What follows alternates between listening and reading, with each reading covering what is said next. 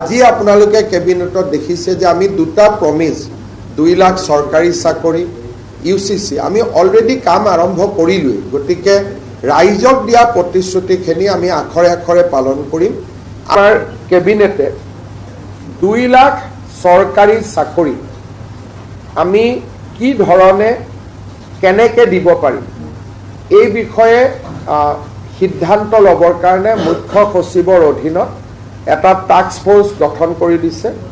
আৰু 3 মাহৰ ভিতৰত এই টাস্ক ফোৰ্সে ৰিপোৰ্ট দিব যে কেনেকৈ অহা 5 বছৰত আমি 2 লাখ সৰকাৰি চাকৰি দিব পাৰোঁ অৰ্থাৎ মুখ্য সচিব ডাঙৰীয়াই প্ৰতিটো বিভাগৰ লগত কথা পাতি সৰকাৰি বা সৰকাৰৰ দ্বাৰা নিয়ন্ত্ৰিত বিভিন্ন কৰ্পোৰেশন আমাৰ বিশ্ববিদ্যালয় 6 শিডিউলৰ কাউন্সিল এই গোটেইবিলাকত মিলি অহা 5 বছৰত আমি কেনেকৈ 2 লাখ যুৱক যুৱতীক সৰকাৰি চাকৰি দিব পাৰোঁ তাৰ বিষয়ে প্ৰতিবেদন এখন দিবৰ কাৰণে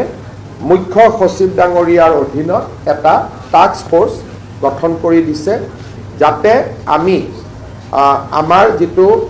অসমৰ যুৱক যুৱতী সকলকে যি প্ৰতিশ্ৰুতি আছিল তাক যাতে আমি ৰাখিব পাৰোঁ বা তাক যাতে আমি পালন কৰিব পাৰোঁ আজি আমাৰ কেবিনেটে ডক্টৰ ভূপেন হাজৰিকাৰ জন্ম জয়ন্তী সমাৰোহৰ সামৰণি অনুষ্ঠান অহা 8 সেপ্টেম্বৰ তাৰিখে নতুন দিল্লী ভাৰত মণ্ডপমত অনুষ্ঠিত কৰিবলৈ সিদ্ধান্ত গ্ৰহণ কৰিছে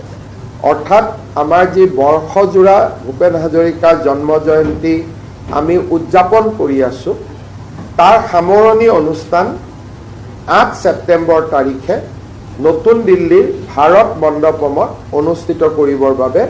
সিদ্ধান্ত গ্ৰহণ কৰিছে আজি কেবিনেটে 32 কোটি টকা ব্যয় সাপেক্ষে ডক্টৰ ভূপেন হাজৰিকাৰ এটা সংগ্ৰহালয় নিৰ্মাণৰ বাবে অনুমোদন আগবঢ়াইছে অৰ্থাৎ এতিয়া আমাৰ শংকৰদেৱ কলাক্ষেত্ৰত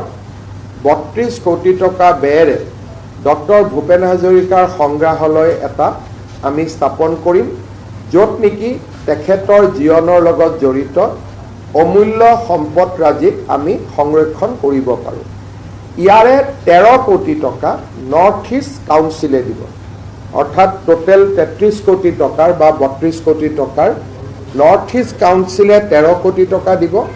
আৰু 20 কোটি টকা ৰাজ্য চৰকাৰে আগবঢ়াব আজি সেই প্ৰকল্পটো আমাৰ প্ৰথম কেবিনেটতে অনুমোদন জনোৱা হৈছে